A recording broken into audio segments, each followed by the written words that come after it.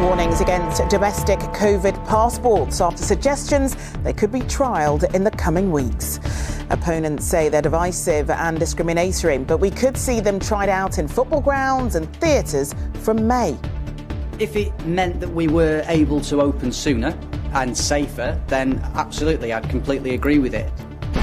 Also tonight, more countries added to England's banned travel list, while other Europeans fly out for Easter sun. Dozens killed after a train hits a truck as it enters a tunnel in Taiwan. And extinct in the wild, but born at a zoo in Hampshire, Freya, the scimitar-horned oryx.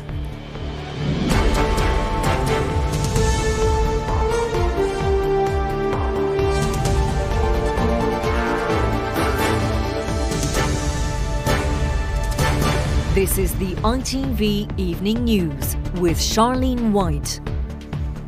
A group of more than 70 MPs has warned the government that making COVID passports compulsory to go to concerts, sports events or the pub would be divisive and discriminatory. Ministers say no final decision has been made on the need for COVID certification, but they're looking at trialling it in the coming weeks. They'd be to prove you've already recovered from the virus, have been vaccinated or have had a recent negative test. John Ray reports. Easter on the Lancashire coast, and even in a town noted famously for fresh air and fun, there's not much to draw a crowd. And there's been nothing to laugh at in Blackpool's comedy club for months, so they take seriously the idea of a COVID passport to bring back the punters. We would comply if one was brought in. If it meant that we were able to open sooner and safer, then absolutely, I'd completely agree with it. Spectators at football matches, beginning with an FA Cup semi-final. I don't want to hear no time numbers. Next month's Brit Music Awards. Both could be part of pilot schemes to allow us to stand shoulder to shoulder again. It is about looking at ways of proving that you're COVID secure, whether you've had a test or had the vaccine. Clearly no decisions have been made on that because we have to weigh up different factors, the ethical considerations and so on, but it may be a way of ensuring that you can get more people back doing the things they love. In the hospitality and entertainment industries, there are glimmers of life. Some theatres will reopen next month, though not to full capacity. London's West End has barely staged a show in a year, but if its future depends on COVID certificates, then there's a plot twist coming. A growing political rebellion by those who see not passports back to freedom, but a one-way ticket to a future of division and discrimination. We will end up with two queues at the supermarket, the football stadium, the pub.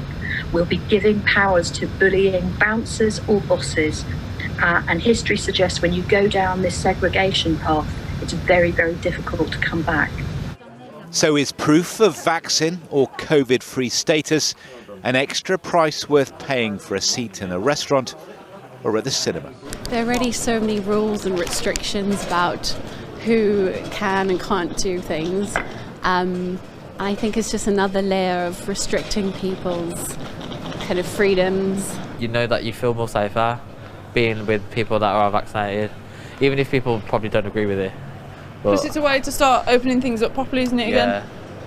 In Blackpool and across the nation, lockdowns then cannot come quickly enough.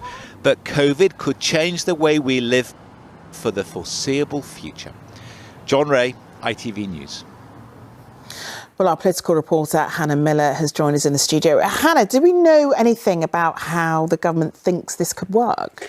Well, Charlene, one option would be to update the NHS app so it shows whether someone has had a negative test, had the jab or already has antibodies. On the surface, that sounds quite simple, but when you stop and think about how it would work, say, in the pub on a Friday night, you suddenly have a million questions. Who'd be responsible for checking? What happens if someone says no? What if they haven't downloaded the app? Would this be up to individual venues to decide to use it, or would the government be forcing them to use it?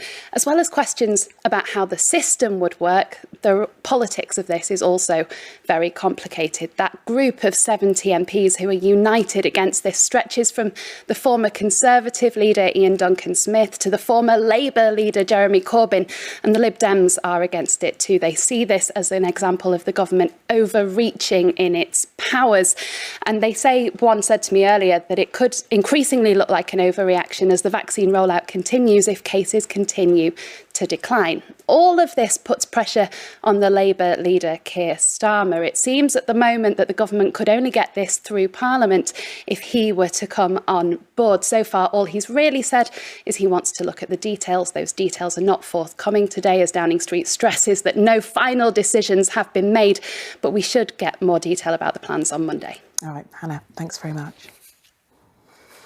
Well, 4 more countries have been added to England's list of banned destinations. Anyone returning from Pakistan, Bangladesh, Kenya and the Philippines from next Friday will be forced to self-isolate for 10 days in a government-run hotel. On Monday, Boris Johnson is due to make an announcement about plans for reopening travel, as Juliet Bremner reports. German holidaymakers are already enjoying an Easter break on the beaches of Mallorca. There's no competition for sun loungers, as the British tourists are still banned from travelling.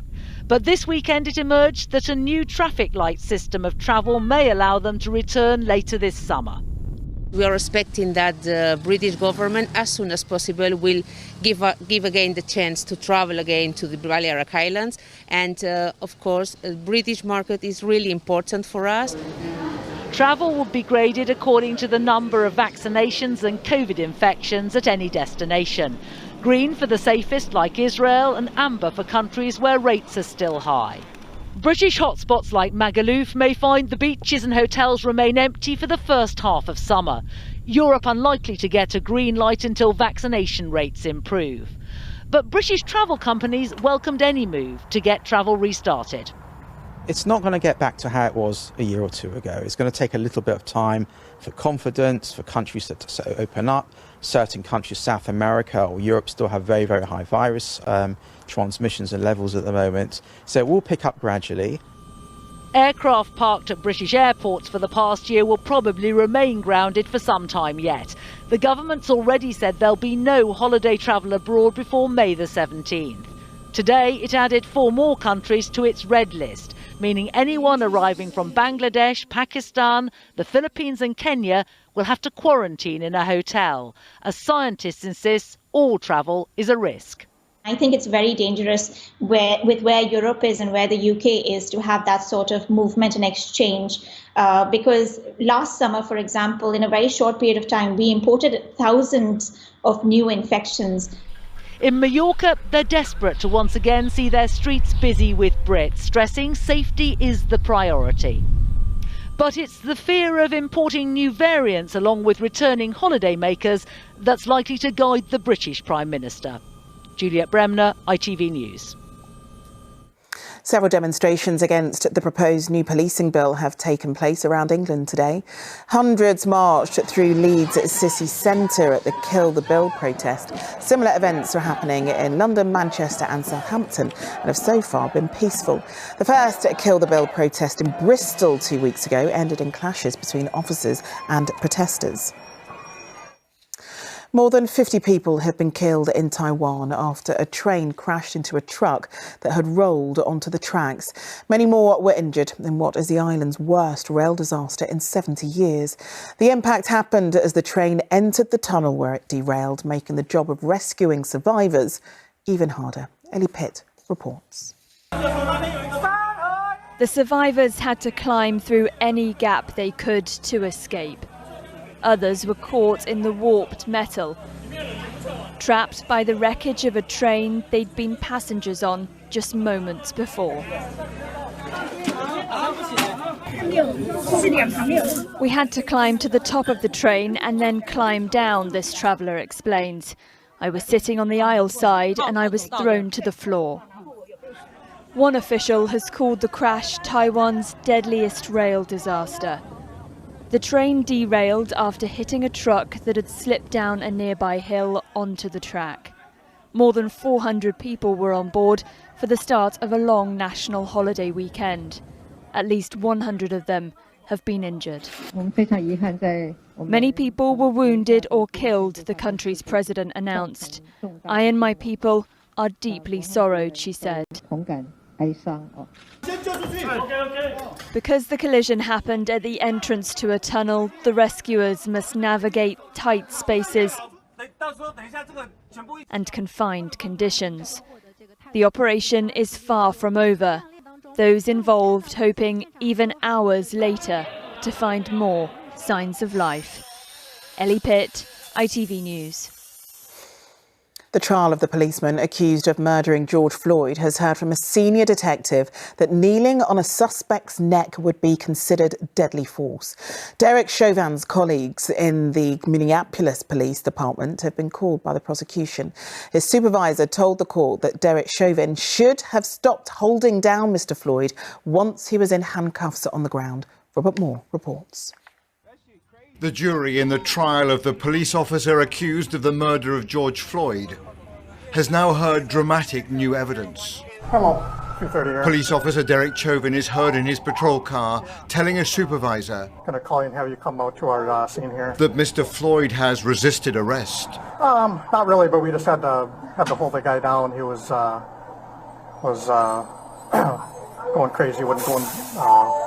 Shutting off for the moment. Wouldn't go in the back of the squad. The supervisor pulled up a short time later to assess the situation. Can you hold any witnesses' names or anything while you're down here? We can try. They're all pretty hostile. Okay. David Pluger, now retired, is a witness for the prosecution. And critically, he passed judgment on Chauvin's decision to keep his knee on Mr. Floyd's neck. Sir, based on your review of the body-worn camera footage, do you have an opinion as to when the restraint of Mr. Floyd should have ended in this encounter? Yes. What is it? When Mr. Floyd was no longer offering up any resistance to the officers, they could have ended the restraint. And that was after he was handcuffed and on the ground and no longer resisting? Correct. Several officers then moved on to the hospital to check on George Floyd's condition.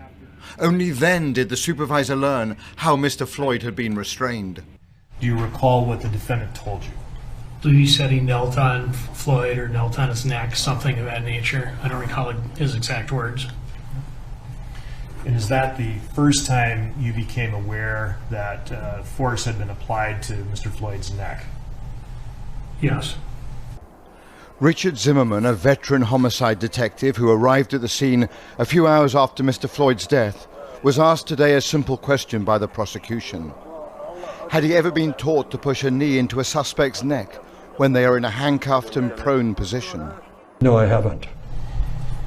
Is that, if that were done, would that be considered force? Absolutely. What level of force might that be?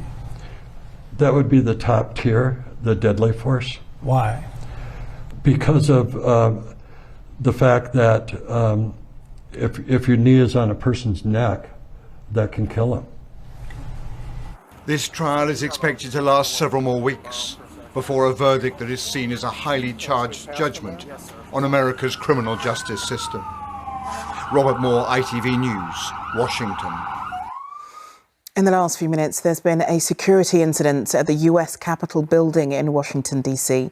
Police say 2 officers have been injured after a vehicle rammed into a security barricade.